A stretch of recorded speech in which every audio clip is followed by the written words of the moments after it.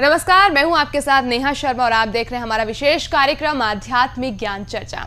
और आइए शुरुआत करते हैं कार्यक्रम की और जानते हैं विचार जगत गुरु तत्वदर्शी संत रामपाल जी महाराज, सतलोक आश्रम बरवाला, जिला हिसार हरियाणा, बनाम हंसादेश पंथ के प्रमुख संत श्री सतपाल जी महाराज, पंजाबी बाग, दिल्ली के विचार। गीता ज्ञानदाता अध्याय 4 के श्लोक 34 में जिस तत्वदर्शी संत के पास जाकर तत्व ज्ञान को समझने के लिए कहता है, उस तत्वदर्शी संत की पहचान क्या है?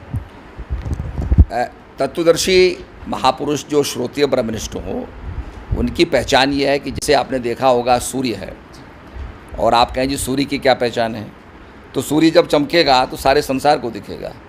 जो ज्ञान की चर्चा करते हैं वो तत्वदर्शी जो महापुरुष होते हैं, तत्व को जानते हैं, वो तत्व की ही बात करेंगे, वो और दाएं बाएं की बात नहीं करेंगे। जो तत्व की बात करेंगे और आपको तत्व को लखाएंगे।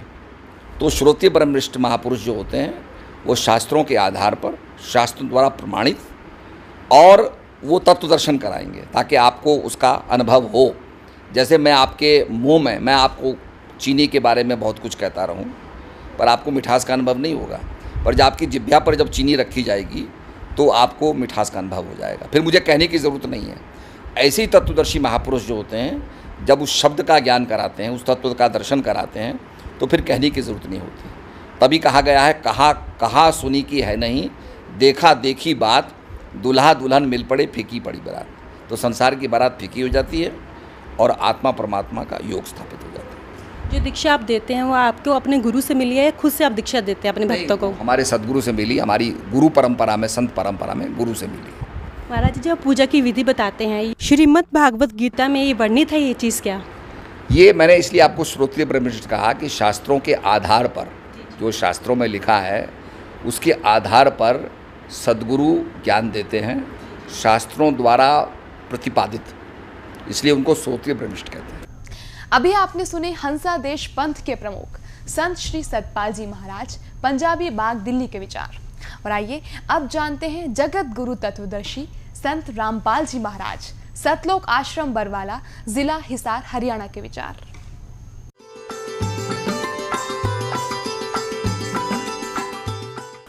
सतगुरुदेव की जय। बंदी छोड़ कबीर परमेश्वर जी की जय। बंदी छोड़ गरीबदास जी महाराज जी की जय। स्वामी राम देवानंद जी गुरु महाराज जी की जय हो। गरीब नमो नमो सतपुरुष को नमस्कार, गुरु की नहीं, सुर नर मुनि जन साधुओं संतों सर्वसदी नहीं। सतगुरु साहेब संत सब दंडोतम प्रणाम, आगे पीछे मध्य हुए तिनको जा कुर्बान। श्री सतपाल जी महाराज जी से प्रश्न किया गया कि तत्वदर्शी संत की क्या पहचान है। ये स्वीकार करते हैं कि तत्वदर्शी संत वो होगा जो सदग्रंथों के अनुसार ज्ञान देगा और भक्ति विधि बताएगा। अब सदग्रंथों में कौन सी विधि है और कौन सा ज्ञान है, जिसे श्री सतपाल जी और श्री हंस जी महाराज जो इनके पूज्य गुरुदेव जी थे, और श्री प्रेम रावत जी जो अमेरिका के अंदर अधिकतर रहते हैं, जो इनके छोटे भाई हैं, ये शास्त्र विधि त्याग कर मनमाना आचरण कर रहे हैं और शास्त्र विरुद्ध ज्ञान दे रहे हैं। श्री ये कौन सा मंत्र देते? हंस मंत्र देते। हंस मंत्र श्रीमद् भगवत गीता में कहीं पर वर्णित नहीं है, वेदों में कहीं पर वर्णित नहीं है कि ये इस नाम से जीव का मोक्ष होगा। और देखिएगा श्रीमद् भगवत गीता हमें कौन सा मंत्र जाप करने को कहते हैं और ये कौन सा जाप कराते रहे इनके पूज्य गुरुदेव जी, इन्हीं के पुस्तकों से देखिएगा। अब आदि नाम कौन सा है? जैसे सनातन, आदि माने सनातन मंत्र, सार नाम, सार शब्द गीता जी अध्याय नंबर 17 के श्लोक नंबर 23 में उस आदि नाम का संकेत है। ओम तत्सत इति निर्देश है ब्रह्मण तिर्विदय समर्थ है। ब्राह्मणा तेन वेदा च यज्ञा च विहिता पुरा। ओम तो ब्रह्म का है, जो गीता जी अध्याय नंबर 8 के श्लोक नंबर 13 में कहता है कि ओम इति एकाक्षरम ब्रह्म व्यवहारण माम अनुसमरण यह प्रयाति तजन देहम स याति परमाम गतिम, मुझ ब्रह्म का, क्योंकि गीता ज्ञानदाता श्री कृष्ण में बोल रहा है, वो ब्रह्म जो विष्णु और ब्रह्मा और शिव जी के जो पिताजी हैं, उसने प्रतिज्ञा कर रखी है कि मैं कभी किसी के समक्ष अपने ओरिजिनल रूप में नहीं आऊँगा। इसलिए गीता जी अध्याय नंबर 7 के श्लोक नंबर 24-25 में कहता है कि ये बुद्धिहीन जन समुदाय मुझ अव्यक्तम व्यक्तिम आपनम मनन्ते अबुधा, मुझ अव्यक्त को मैं छुपा रहता हूँ अपनी योग माया से, मैं किसी के समक्ष नहीं आता। और ये बुद्धिहीन मुझे मनुष्य रूप में श्री कृष्ण मान रहे होंगे, आई एम नॉट कृष्ण। वो तो कृष्ण में बोल रहे थे, फिर कृष्ण जी से बाहर निकल कर इतना स्वरूप दिखाया, कृष्ण जी दिखे नहीं अर्जुन ने, केवल वो उसका प्रकाश। ये कहते हैं भगवान ज्योति है, और अर्जुन ने भी भगवान की ज्योति देखी। अर्जुन ने तो ज्योति प्रकाश, उस ज्योत स्वरूप उस साकार भगवान को देखा था। उसके शरीर का प्रकाश था इतना, हजारों सूर्य जितना। उन ज्योति ज्योति थोड़ी देखी तो सारा कुछ देखा, उसे हाथों में देखा, आपके मुंह में ये सब जा रहे हैं, 1000 हाथ थे उनके, अन्यों के। अर्जुन ने भी गीता में भगवान की ज्योति देखी थी। भगवान ने, अर्जुन ने तो साकार नर आकार उसका प्रकाश में तेजों में शरीर युक्त देखा था। तो ये कहता है कि मैं कभी किसी के समक्ष नहीं आता। और गीता जी अध्याय नंबर 4 के श्लोक नंबर 5 और 9 में कहता, अर्जुन तेरे और मेरे बहुत जन्म हो चुके हैं, तू नहीं जानता मैं जानता हूँ। मेरे जन्म और कर्म अलौकिक हैं। इसके कर्म अलौकिक कैसे हैं कि किसी के सामने नहीं आता। श्री कृष्ण में प्रवेश करके गीता का ज्ञान बोल दिया और ये महाभारत अनर्थ करवा दिया। श्री कृष्ण जी नहीं चाहते थे युद्ध, वो तो इतने नेक व्यक्ति थे, सतोगुणी युक्त थे, सतोगुण युक्त थे। उन्होंने तो यहाँ तक कह दिया था कि मैं हथियार नहीं उठाऊँगा, एक तरफ मेरी सेना होगी, एक तरफ मैं होऊंगा, और मैं हथियार भी नहीं उठाऊँगा, ऐसा जुल्म मैं नहीं करूँगा। बेमतलब लड़ रहे हो तुम। 2-3 बार शांति दूत बनकर गए उनको समझाने के लिए। तो जब अर्जुन ने देखा कि अब युद्ध करने का क्या फ़ायदा, अपने भाई भतीजे रिश्तेदारों को मारूंगा, फिर खून से सने हुए यज्ञ इस राज्य को भोगूंगा। उसने यहाँ तक फैसला कर लिया था कि मैं तो भिक्षा मांग कर गुजारा कर लेंगे, और मैं तो ये चाहता हूँ कि सामने खड़े हुए कौरव मुझे मार दे, निहत्थे पर तीर मार दे, ये युद्ध मिट जा, अनर्थ खत्म हो जा, मेरे मरने के बाद पांडव युद्ध नहीं करेंगे। और उस समय श्री कृष्ण न्यों का तू लड़ ले, तू लट उठा और मार इनने, ये तो मार रखे। श्री कृष्ण जी तो तुरंत कह देते चल भाई वापस, ठीक है, क्या फ़ायदा ऐसा जुल्म करने से, मैं पहले मना कर रहा था। तो उस समय ये काल प्रवेश कर गया उसके अंदर, श्री कृष्ण जी के अंदर। उसको मालूम था कृष्ण जी नहीं युद्ध होने देगा, ऐसा जुल्म नहीं होने देगा। तो इसके जन्म और कर्म ऐसे अलौकिक हैं। तो गीता जी का ज्ञान ये ब्रह्म बोल रहा है, इसको ब्रह्म बोलते हैं, सरपुरुष भी कहते हैं, इसको सरब्रह्म भी कहते हैं। श्रीमद् भगवद गीता अध्याय नंबर 15 के श्लोक नंबर 16 और 17 में 3 पुरुष हैं। पुरुष कहो, भगवान कहो, मालिक कहो, प्रभु कहो, ब्रह्म कहो, 3 ब्रह्म हैं। एक सरपुरुष और एक अक्षर पुरुष। सरब्रह्म कहो उसे, या सरपुरुष कहो, अक्षर पुरुष कहो दूसरे को, या अक्षर ब्रह्म कहो। और ये दोनों ही, और इनके अंतर्गत जितने प्राणी हैं, सरपुरुष और अक्षर पुरुष, और इनके अंतर्गत जितने भी प्राणी हैं, ये सभी नासवान, इनकी जन्म मृत्यु होती है। ये स्वयं भी स्वीकार करता है, मेरे और तेरे बहुत जन्म हो चुके। सरपुरुष सरब्रह्म, इस ज्योत स्वरूपी निरंजन भी कहते हैं, इसको काल भी कहते हैं। इसके 21 ब्रह्मांड हैं। और दूसरा जो अक्षर पुरुष है उसके 7 शंख ब्रह्मांड हैं, नील पद्म शंख। और तीसरा गीता अध्याय नंबर 15 के श्लोक नंबर 17 में कहा कि उत्तम पुरुष है तू अन्य, इन दोनों से श्रेष्ठ परमात्मा और कोई और है, गीता ज्ञानदाता कह रहा है। और वही तीनों लोकों में प्रवेश करके सबका धारण पोषण करता है, वो अविनाशी भगवान है, उसको परमात्मा कहा जाता है।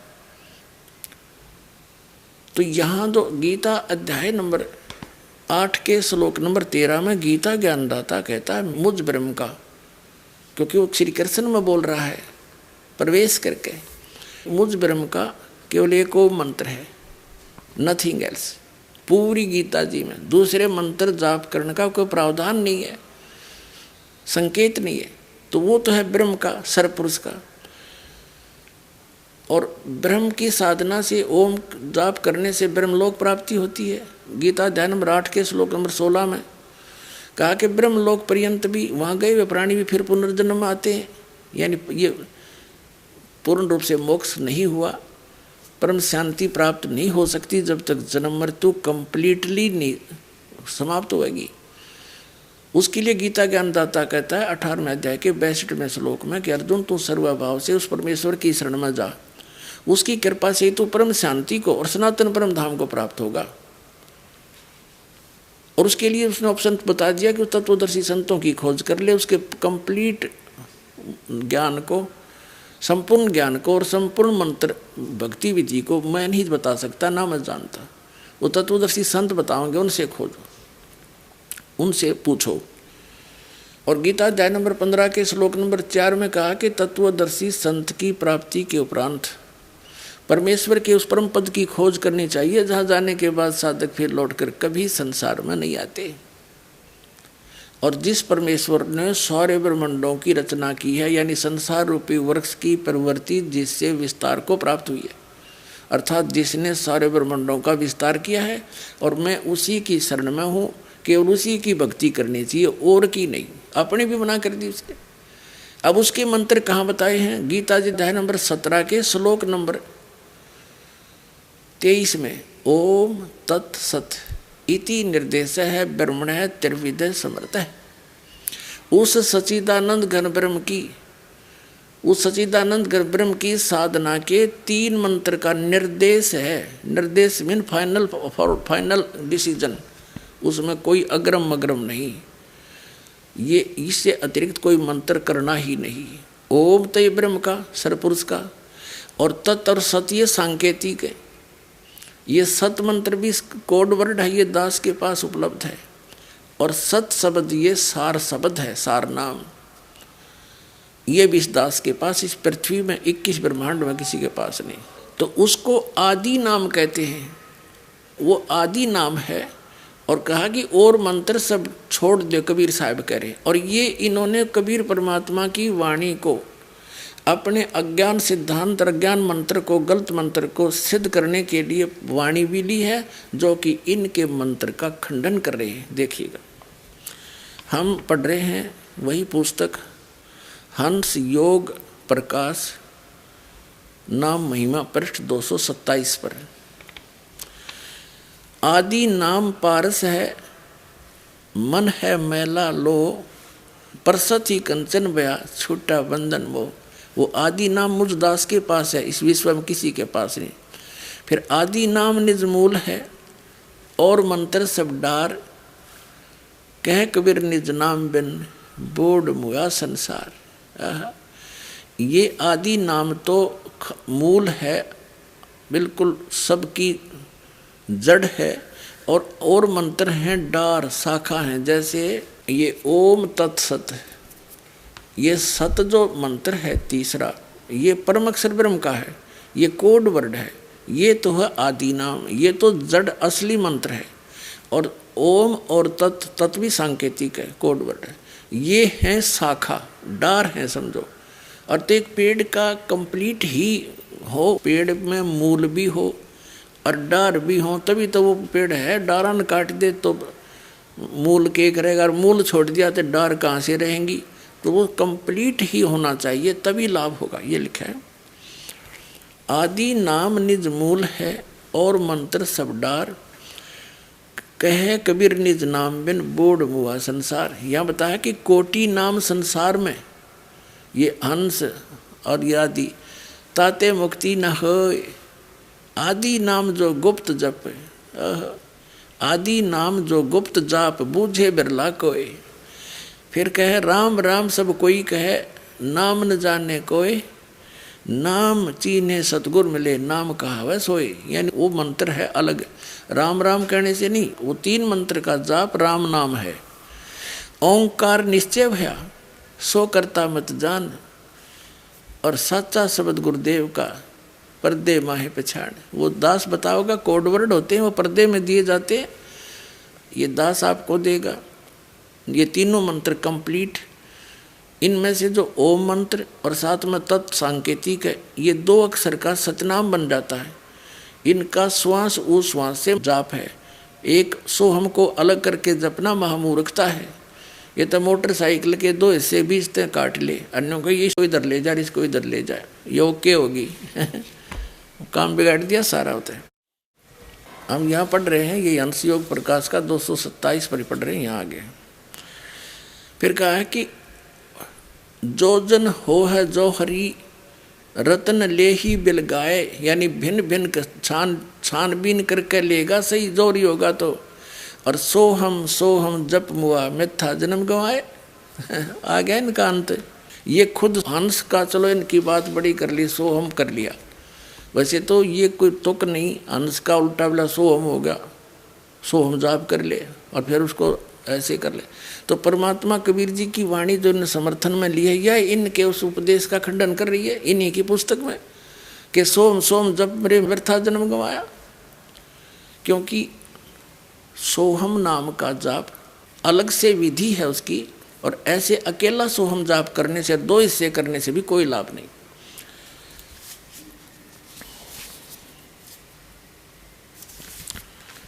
अब ये क्या बताते हैं, अन्य क्रियाएं बताते हैं।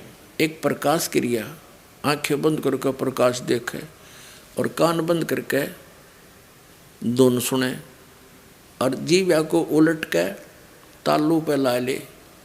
तीसरा अमृत क्रिया के इनका अकल है ये। कहते फिर तालू पे से कुछ टपकने शुरू हो जाएगा, न तो मुंह में सारे में लाल भरी है, राल ये सारे टपके। इनको खेचरी मुद्रा का भी नहीं पता। इन सभी क्रियाओं का लाभ आपको जो मंत्र दिया जाएगा श्वास उश्वास का, कंप्लीट 3 मंत्र का, उसमें ये सभी लाभ आपको ऑटोमेटिकली मिल जाएगा। इन क्रियाएं की आवश्यकता नहीं। ये तो बिल्कुल यूजलेस बताई, ना किसी संत ने करी, ये तो पथभ्रष्ट योगी करा करते और उन्हीं के इतिहास से इन्होंने ले रखा है। उपनिषद क्या है? उपनिषद एक ऋषि विशेष का अपना अनुभव है। जैसा भी उसने अपने सारे जीवन में भगवान की भक्ति करके जो उपलब्धि हुई, और यदि उस ऋषि का अनुभव वेदों से नहीं मिलता है तो यूजलेस है।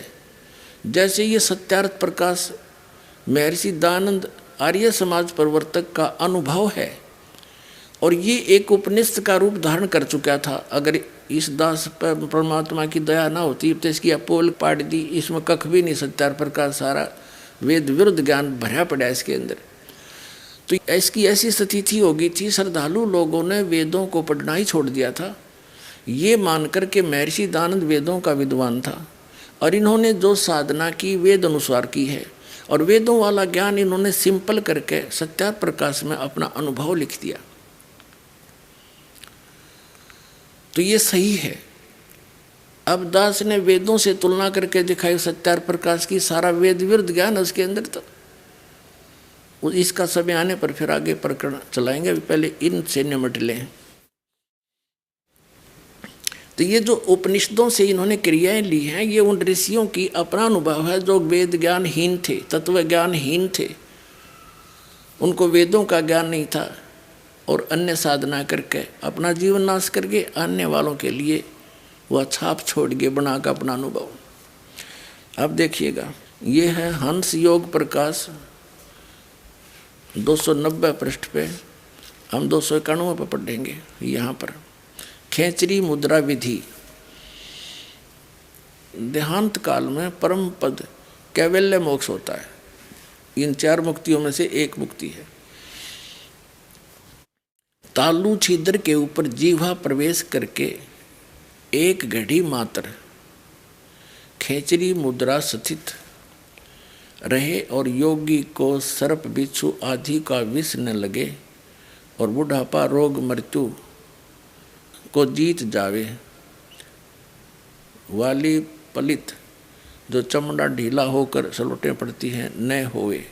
बता, अब ये क्या बता रहे हैं कि तालू पर जीभ लाने से आदमी ना तो मरे ना उसका रोग होवे।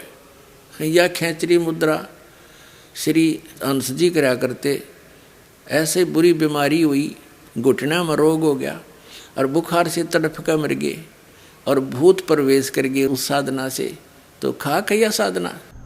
अभी आपने सुने जगत गुरु तत्वदर्शी संत रामपाल जी महाराज, सतलोक आश्रम बरवाला, जिला हिसार, हरियाणा के विचार। और आइए अब जानते हैं हंसा देश पंथ के प्रमुख संत श्री सतपाल जी महाराज, पंजाबी बाग, दिल्ली के विचार। जो दीक्षा आप देते हैं वो आपको अपने गुरु से मिली है या खुद से आप दीक्षा देते हैं अपने भक्तों को? हमारे सदगुरु से मिली, हमारी गुरु परंपरा में, संत परंपरा में गुरु से मिली। अभी आपने सुने हंसा देश पंथ के प्रमुख संत श्री सतपाल जी महाराज, पंजाबी बाग, दिल्ली के विचार। और आइए अब जानते हैं जगत गुरु तत्वदर्शी संत रामपाल जी महाराज, सतलोक आश्रम बरवाला, जिला हिसार, हरियाणा के विचार। श्री सतपाल जी महाराज तथा श्री प्रेम रावत जी, जिसको बालगेश्वर जी कहते हैं, ये दोनों महाराज श्री हंस जी महाराज के पुत्र और उनके शिष्य हैं। ये कहते हैं कि जो दीक्षा हमारे पूज्य गुरुदेव श्री हंस जी महाराज दिया करते थे, वही दीक्षा हम अपने अनुयायियों को प्रदान कर रहे हैं। पुण्यात्माओं, जो इनके पूज्य गुरुदेव श्री हंस जी महाराज जो साधना स्वयं करते थे और जो दीक्षा देते थे, उससे उनको क्या मिला? 40 वर्ष की साधना के उपरांत वो प्रेत बाधा से पीड़ित, देखिएगा प्रमाण। तो आज जो अब सतपाल जी महाराज और श्री प्रेम रावत जी जो इनके छोटे भाई हैं, जो वही साधना ये दे रहे हैं, तो इनके अनुयायियों की क्या दशा होगी। ये श्री हंस जी महाराज यही क्रियाएं करा करते जो आज इनके सुपुत्र श्री सतपाल जी और श्री प्रेम रावत जी जो अमेरिका वाला, वो बता रहे हैं, करोड़ों जीवों को पीछे लगा रहे हैं। यही साधना इनके पूज्य पिताजी और पूज्य गुरुदेव मानते हैं उनको, ये करा करते। वैसे तो इनको नाम देने का आदेश भी ना दे पाए थे ये, क्योंकि जिस समय इनकी 1966 जुलाई 19 को दिल्ली में मृत्यु हुई, उस समय सतपाल जी तो मंसूरी पढ़ रहे थे और वो छोटा लड़का अपनी माँ के साथ देहरादून में था 8 वर्ष का, और श्री सतपाल जी थे 15 वर्ष के 1966 में।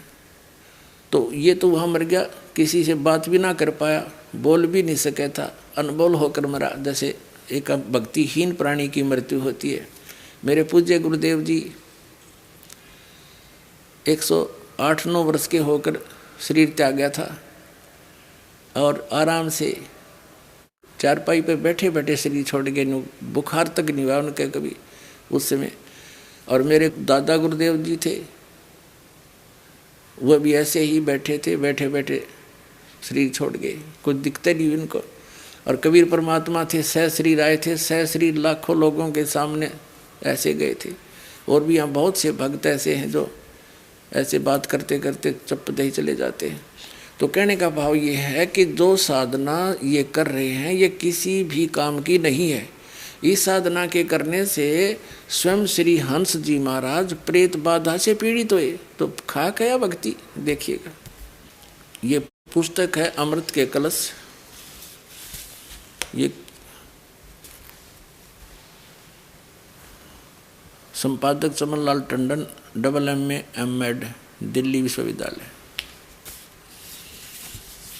ये कहाँ से छपी है, किसने प्रकाशित की है? मानव उत्थान सेवा समिति, प्रधान कार्यालय 2/12, पंजाब विभाग, नई दिल्ली में। मुद्रक photo composing, Rajeshwari photo setters private limited, 2/12, Punjab विभाग, नई दिल्ली से। अब इसका दिखाते हैं आपको। ये इसके पृष्ठ नंबर 61 पर आप पढ़िए।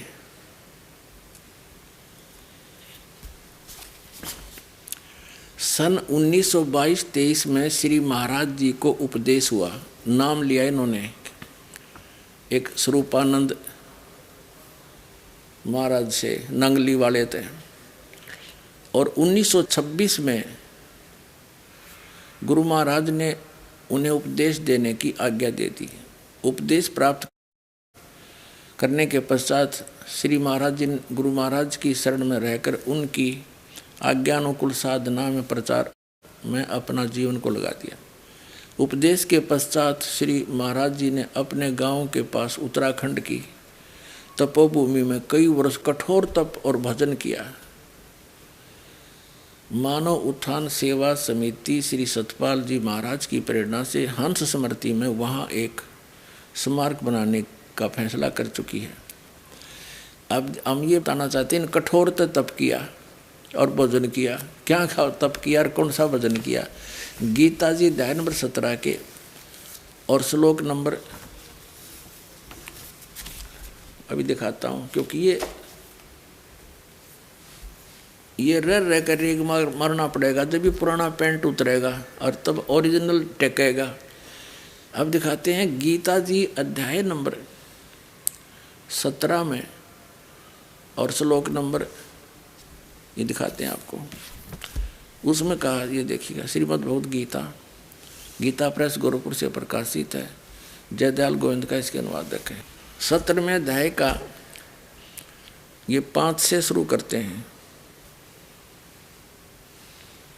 ये 5वां श्लोक है। जो मनुष्य शास्त्र विधि से रहित केवल मन कल्पित घोर तप को तपते हैं, दंभ और अहंकार से युक्त, कामना आसक्ति और बल के अभिमान से युक्त हैं। ये 6 में 5वां आपने पढ़ लिया। वे श्री रूप से सतीत मुझ भूत समुदाय को और अंतःकरण सतीत मुझ परमात्मा को भी करस करने वाले हैं। मुझे भी दुखी करते हैं। ऐसा घोर तप कठोर तप करने वाले अज्ञानियों को तू असुर स्वभाव के जान। बता, गीता अध्याय नंबर 16 के श्लोक नंबर 23 में कहा है कि शास्त्र विधि को त्याग कर जो मनमाना आचरण करते हैं, उनकी ना तो कोई मोक्ष हो, गति हो, ना तो उनको गति प्राप्त हो, ना उनका कोई सुख हो और न ही कोई सिद्धि प्राप्त हो, ना उनकी परम गति हो, तो यूजलेस। तो इन्होंने शास्त्र विधि त्याग कर मनमाने अपने कल्पित घोर तप की साधनाएं की, तो जिससे इसकी क्या दुर्गति हुई, क्या हाल हुआ श्री हंस जी का, देखिएगा। अब हम आगे हैं वही पुस्तक अमृत के कलश और पुस्तक 61 पृष्ठ पे। यह पढ़ लिया आपने कि 1923 में इन्होंने दीक्षा प्राप्त की। 22-23 में श्री हंस जी महाराज को उपदेश हुआ और 1926 में इनको नामदान करने का आदेश दे दिया उस स्वरूपानंद जी नंगली वाले ने। और फिर इन्होंने उत्तराखंड में कई वर्ष तक कठोर तप और भजन किया। भजन किया है। हंस यहाँ पे कह रहे हैं जीव को हंस कहते हैं। जो शरीर छोड़कर जाता आदमियों का हंस उड़ गया, इसका वो जीव उड़ गया। जीव उड़ गया तो जीव की पूजा जीव कर रहा है। जीव जीव जीव जीव, उसने 2 भाग कर ले, चाहे 1 कर ले, हंस को चाहे जीव को, इनके शब्दों में। अब इस साधना को 40 वर्ष करने के उपरांत श्री हंस जी महाराज को प्रेत बाधा का शिकार होना पड़ा। जब भूत भी नहीं हटे इन साधनाएं, तो खा के इनकी भक्तियाँ। अब देखो इसके 383 पृष्ठ पे, ये अमृत के कलश पुस्तक चल रही है, 383 पृष्ठ पे। 1963 में, 1923 में नाम लिया, 1963 में 40 वर्ष के उपरांत कुछ लोगों ने 1963 में कुछ लोगों ने महाराज जी पर झूठे मुकदमे कर दिए। नाना प्रकार के झूठे इल्जाम उन पर लगाए गए। फिर महाराज जी को कचहरी में बुलाने के लिए एवं उनका निरादर करने के लिए, मान हानि करने के लिए बहुत से षड्यंत्र रचे गए। श्री महाराज जी उन दिनों बम्बई में थे। श्री महाराज जी को कचहरी में न जाना पड़े, इसके लिए उनको अस्पताल में भर्ती कर दिया गया। जब महाराज जी ने कहा कि तुम मुझे अस्पताल में क्यों दाखिल कर रहे हो, तो कहा कि महाराज जी आपके नाम के सम्मन जारी हो गए हैं और आपको दिल्ली कोर्ट में बुलाया है। महाराज जी ने कहा लेकिन मैं बीमार तो हूँ नहीं, यह तो झूठ ही होगा। तब जब डॉक्टर आएंगे और मुझे देखेंगे तो कहेंगे कि इन्हें तो कुछ है ही नहीं, मैं झूठा पड़ जाऊंगा। सुबह महाराज जी को भर्ती किया गया। शाम को डॉक्टरों ने आकर महाराज जी को देखना था।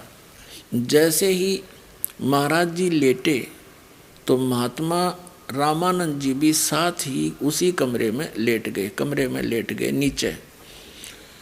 1-2 घंटे पश्चात महात्मा रामानंद जी सो रहे थे। उन्होंने हाय हाय की आवाज़ सुनी। वे उठे और महाराज जी से पूछा, क्या बात है महाराज जी? हंस जी से पूछा। महाराज जी की जीभ निकल रही थी, जीभ बाहर को आई हुई थी, आंखें लाल हो रही थी और जिस्म भट्ठी की तरह जल रहा था।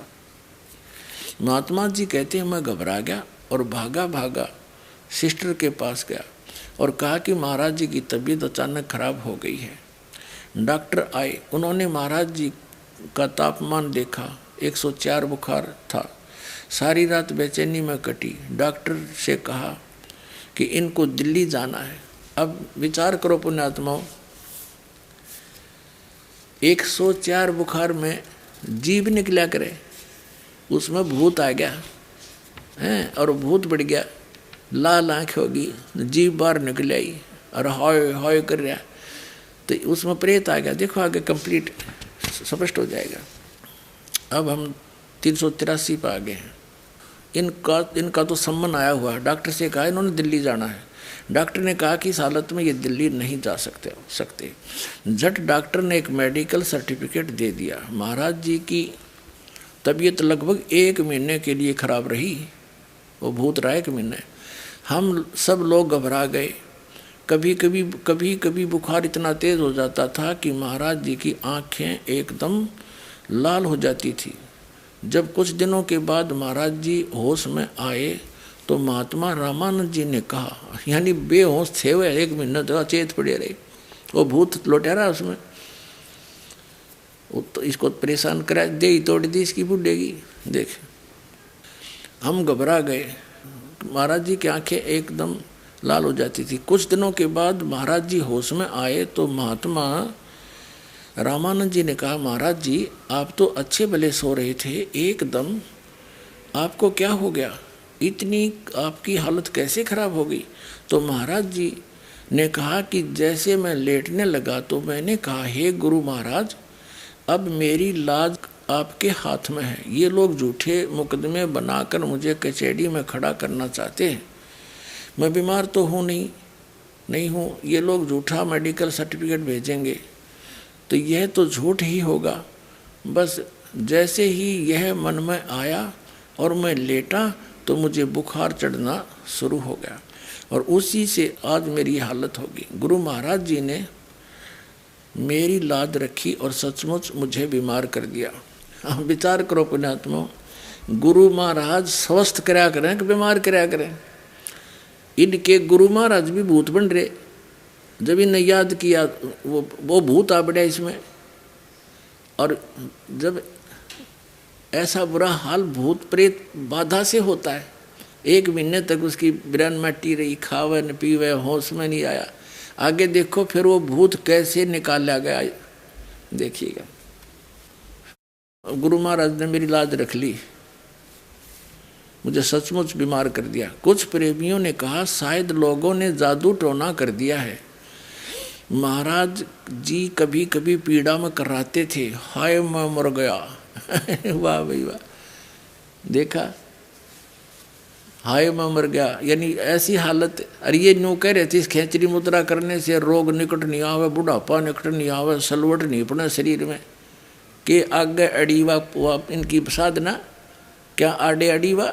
ये देखिएगा, हाय मैं मर गया और बहुत कमज़ोर हो गया। एक गुजराती बाई एक पंडित को लाई जो ऊपरी हवा का इलाज करता था। भूत का डनिया बुलाया, फिर झाड़े लड़ियाँ, हाँ देखो ऊपरी हवा का इलाज करता था। तो उसने महाराज जी को देखकर कहा कि अरे इनको तो किसी ने कुछ कर दिया है और ये तभी ठीक होंगे जब इनकी नज़र उतारी जाए और चौराहे की पूजा की जाए।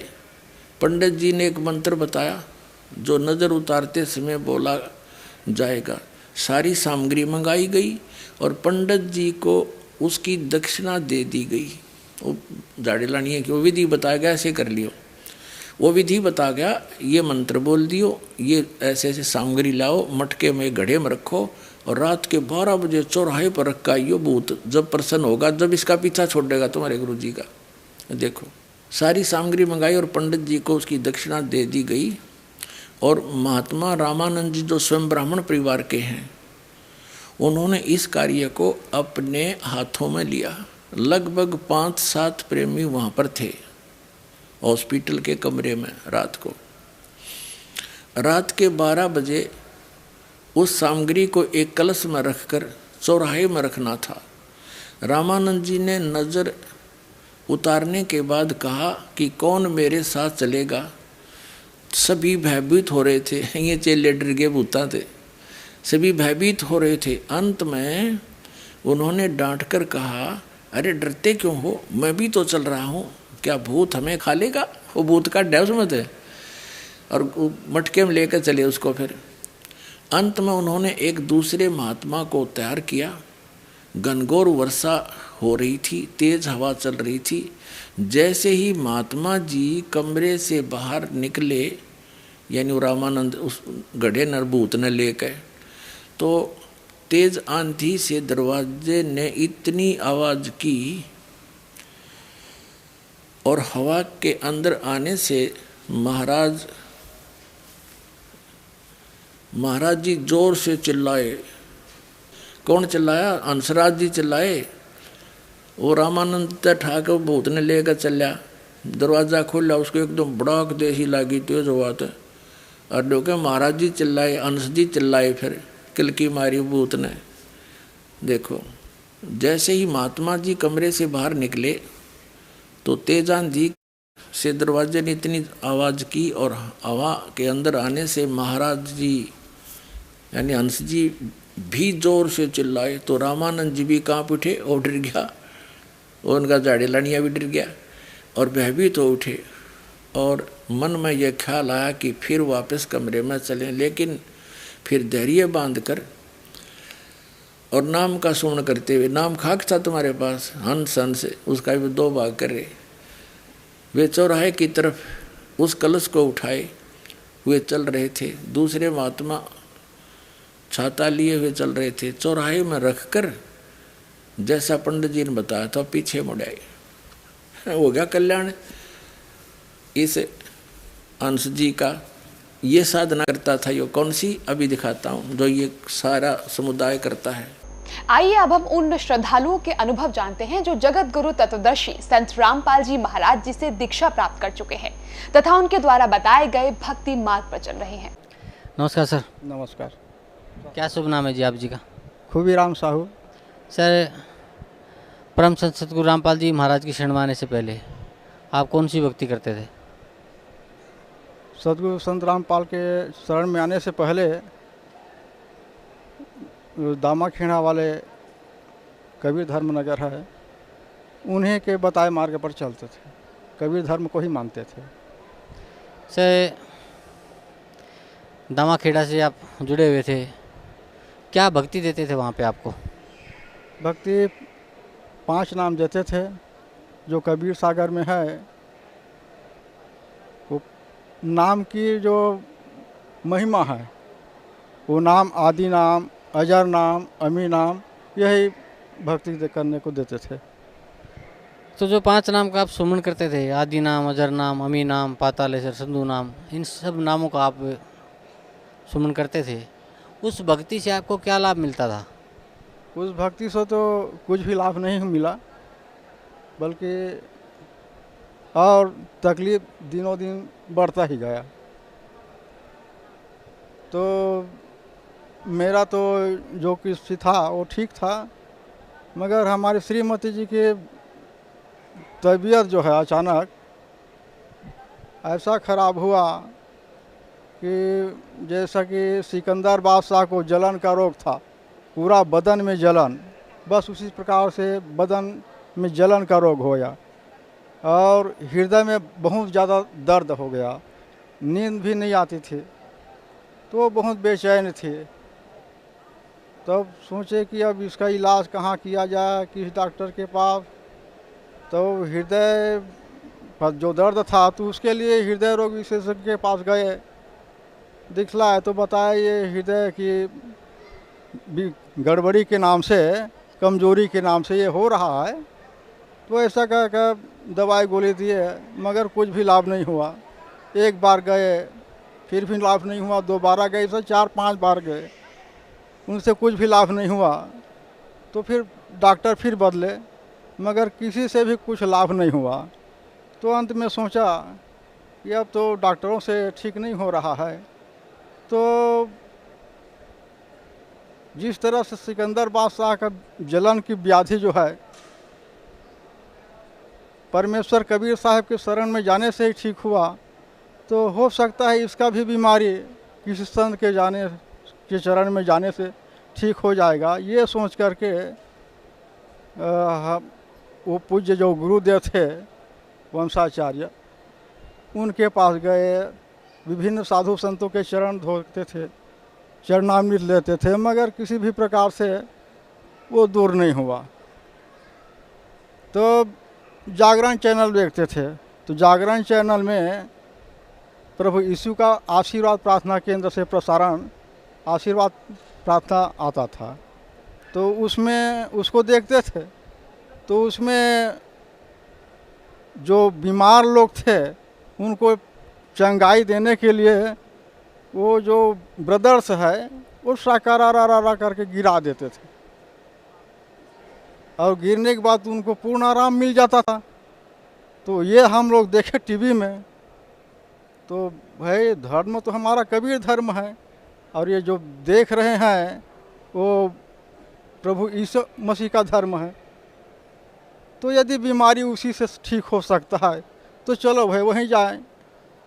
वहाँ भी गए, मगर उनसे भी हम लोगों को कुछ भी लाभ नहीं हुआ। तो ये गुरुदेव का,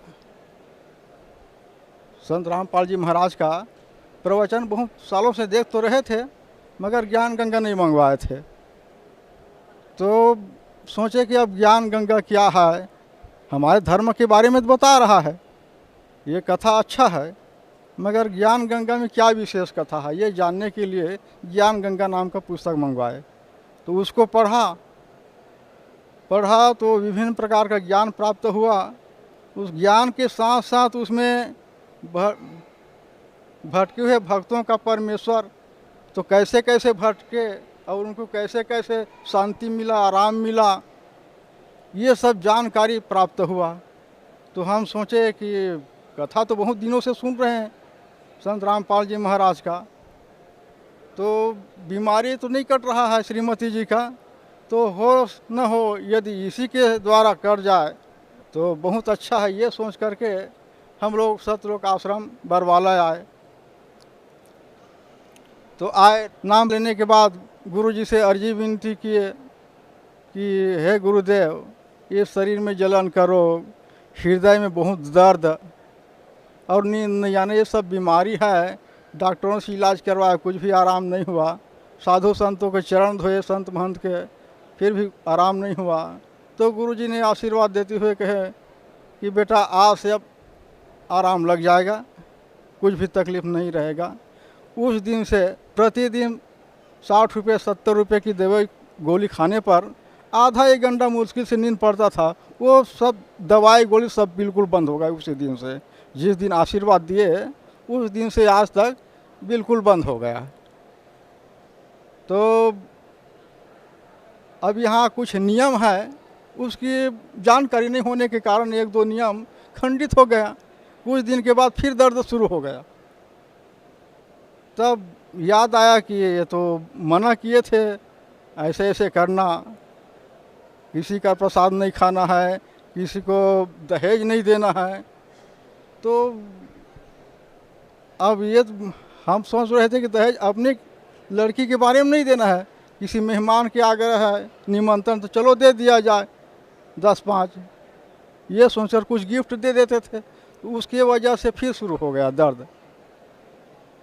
तो जब दर्द शुरू हो गया, व्याकुल हो गया, तब हम सोचे कि ये नाम जरूर खंडित हुआ होगा, इसलिए ये दर्द फिर हो गया।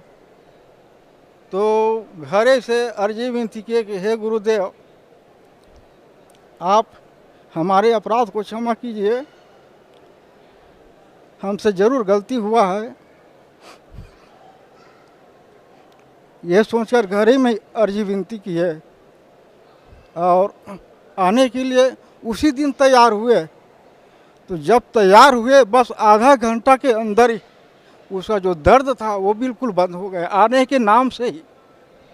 तो यहाँ आकर गुरुजी से अर्जी विनती की कि हे गुरुदेव, हम लोग ऐसे ऐसे गिफ्ट दे दिए, कुछ मेहमान का निमंत्रण आया था उसमें। तो गुरुदेव बताया, नाम बेटा नाम खंडित हो गया है, फिर से नाम ले लो। तो नाम ले और बताया कि आपसे जो दर्द फिर हुआ है वो अब नहीं होगा, अब नियम से रहना, ऐसे बताए। उस दिन से आज तक बड़ा सुखपूर्वक से वो रह रही है, किसी भी प्रकार का तकलीफ नहीं है। सर, पहले आप भिन्न भिन्न संतों के पास रहे, फिर दामा खेड़ा से नाम उपदेश लिया, भक्ति की, लेकिन फिर भी आपकी जो भगतमती है उनके जलन का रोग ठीक नहीं हुआ। फिर परम संत सतगुरु रामपाल जी महाराज की शरण में आप आए और उनके आशीर्वाद मात्र से ही आपकी पत्नी का जलन का रोग ठीक हो गया। तो सर, भगत समाज को आप क्या संदेश देना चाहते हैं? मैं भगत समाज को यही संदेश देना चाहता हूँ कि सभी प्रकार से अपना कल्याण चाहने के लिए, आर्थिक, शारीरिक, मानसिक और परमार्थिक सभी प्रकार के सुख चाहने के लिए, मोक्ष चाहने के लिए, तन मन धन से सुखी रहने के लिए भी ये सदगुरु संत रामपाल जी महाराज जी का शरण बहुत अच्छा है और मोक्ष प्राप्त इसके सिवा और किसी में नहीं हो सकता है। इसलिए दोनों ही तरीका से सदगुरु संत रामपाल जी के महाराज के शरण बहुत लाभदायक है। इसलिए सभी भक्त समाज जो भी मान रहे होंगे उस धर्म को त्याग करके सदगुरु संत रामपाल जी के शरण में आकर नाम दीक्षा लेकर अपना कल्याण कराए। मैं यही भक्त समाज को कहना चाहता हूँ। जी, धन्यवाद आपका, बहुत बहुत धन्यवाद। साहब बहन जी नमस्कार। नमस्कार। सत साहेब। क्या शुभ नाम है बहन जी आपका? मेरा नाम समझाना काफली, नेपाल से। बहन जी, परम संत सतगुरु रामपाल जी महाराज की शरण में आने से पहले आप कौन सी भक्ति करते थे? मैं वही परंपरागत साधना, जैसे ब्रह्मा विष्णु महेश दुर्गा और गणेश की साधना। बहन जी, ये सब ब्रह्मा विष्णु महेश दुर्गा गणेश जी की आप साधना करती थी, उस भक्ति से आपको क्या लाभ मिला? कुछ नहीं, उससे कहूँ तो कुछ भी नहीं मिला था। बहन जी, परम संत सतगुरु रामपाल जी महाराज की शरण में आप कैसे आए? परम संत सतगुरु रामपाल जी गुरु महाराज की शरण में मैं कैसे आई, ये कहने के लिए थोड़ा मुझे अपने कहानी पर जाना पड़ेगा। बचपन से मेरे घर में जो तनाव, झगड़ा व गरीबी देखती थी। मेरे पिताजी जो शराब पीते थे बहुत ही, और मेरे घर के गरीबी हालत, इन सब के कारण मैं बहुत दुखी होती थी और घंटों भगवान के फ़ोटो के सामने जाकर रोती थी। वो मंदिर जाती थी, फिर भी भगवान के सामने बैठकर रोती थी और बोलती थी कि भगवान आप कहाँ हो, यदि हो तो आ जाओ और हमारी मदद करो। लेकिन कभी ऐसा नहीं हुआ कि भगवान आए और मदद किया। और हमारे घर में दिनों दिन बद से बदतर हालत होती गई। झगड़ा, गरीबी, इन सब। धीरे धीरे मैं बड़ी हो गई, शादी हो गई तो मैं काठमांडू आ गई। उसके बाद इधर घर में मेरे बड़े भाई साहब जो राम कुमार काफले उनका नाम था, हाल में वो भक्त रामदास हो चुके हैं, ने पिताजी का वही जगह ले लिया। वो पशुओं की तरह हो गए। रात दिन शराब पीना, मांस मछली, सिगरेट, तम्बाकू, गुटखा, ये सब खाकर घर में झगड़ा करना और घर को नर्क बनाना, जैसे कि माहौल नर्क हो गया। सुनती थी तो बहुत दुख होता था। फिर भी उस समय भी भगवान ही खोजती थी, बोलती थी कि भगवान अगर तुम हो तो क्यों नहीं हमारे मदद करते और आते। उस वक्त भी बचपन से जवान होने तक और बड़े होने तक भगवान की ही तलाश और व्रत और उपासना ये सब बेकार हो रहे थे। और एक दिन वैसे ही मैं सुनी कि मेरे बड़े भाई साहब राम ओ बरवाला आश्रम, सतलोक आश्रम बरवाला आ गए और मंत्र उपदेश लेके चले गए संत सतगुरु रामपाल जी गुरु महाराज की चरण कमल से। तो उसके बाद वो सुधर गए हैं, बदल गए हैं। लेकिन मुझे पहले तो विश्वास नहीं हुआ, क्योंकि जब से मैंने देखी थी कि वो इस हालत में थे कि मैं कभी कल्पना भी नहीं कर सकती थी वो बदलते हैं। और फिर भी दिन हफ्ता महीना हो गया और मैं सुनती रही, देखती रही कि वो बदल गए हैं।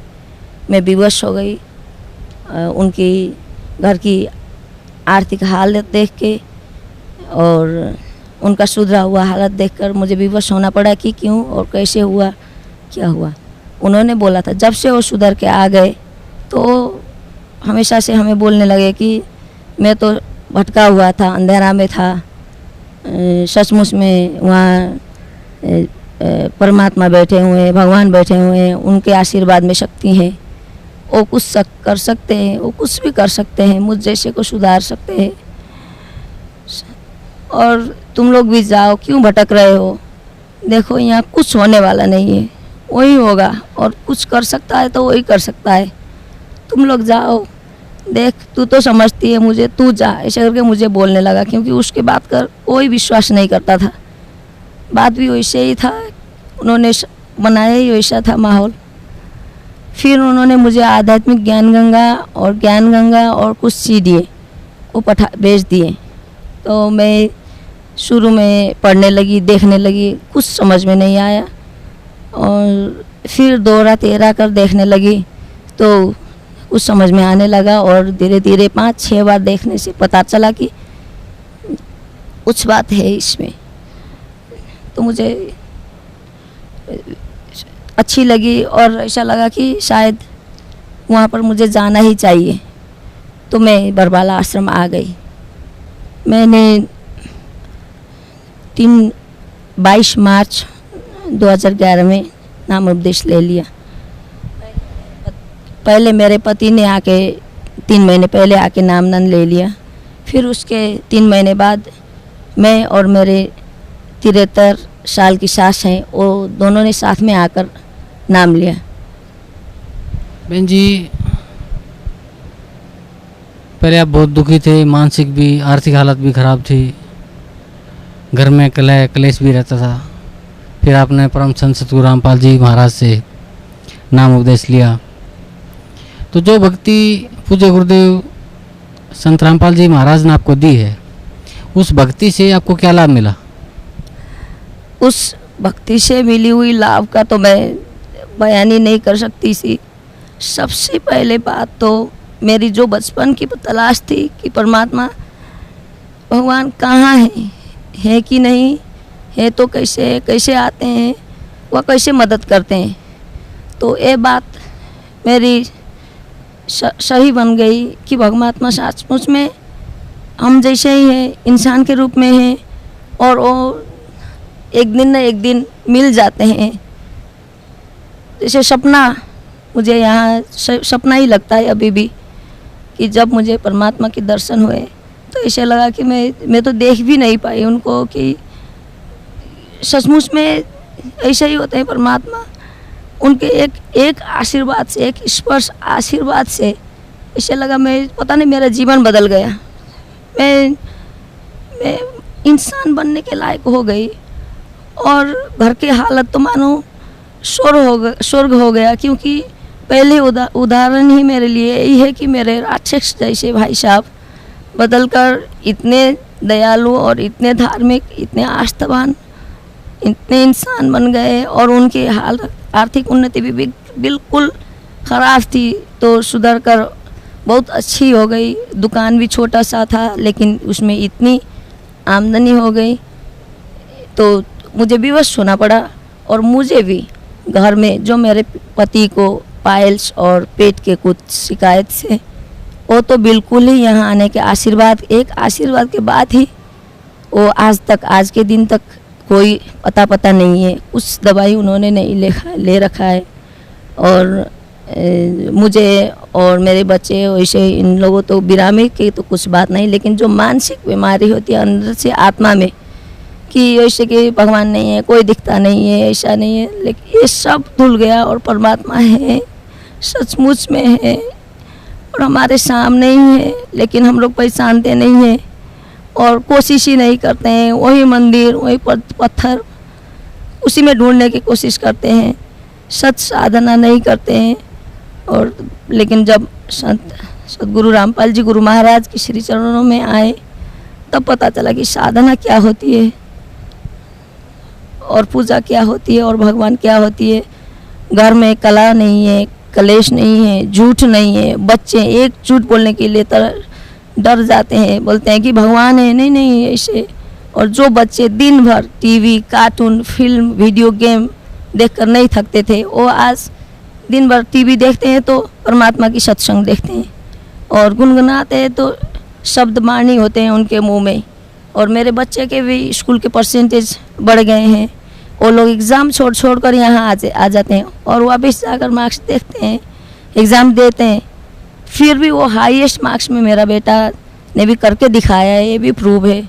और पता नहीं अंदर से अंतर आत्मा से हमें लग रहा है कि हम लोग ने सब कुछ पा लिया। शांति, एक इंसान को संसार में सबसे ज़्यादा होती है आत्मा शांति। तो मुझे लगता है आत्मा शांति और वैसे भी आर्थिक शांति, ये सब तो ऑटोमेटिकली परमात्मा के शरण में आने के बाद सब कुछ चला जाता है और सब कुछ मिलता ही जाता है। लाभ यही हुआ है मुझे। बहन जी, भक्त समाज को क्या संदेश देना चाहते हैं आप? मैं भक्त समाज, संपूर्ण भाई बहन, माता पिता जो भी हैं, आज के शिक्षित समाज जो किसी को भी भटका कर भुलाकर कुछ नहीं कर सकता, ज्ञान गंगा पुस्तक है, देखें, पढ़ें और साक्षात परमात्मा है बरवाला आश्रम में आ जाएं, देरी ना करें।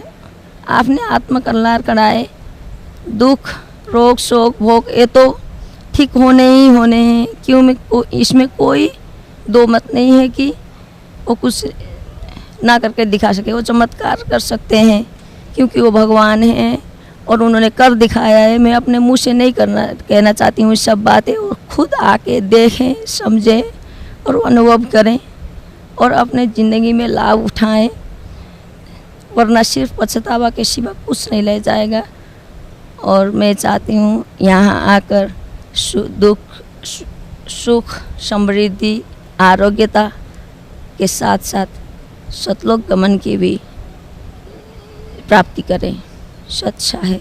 जी धन्यवाद बहन जी, बहुत बहुत धन्यवाद आपका।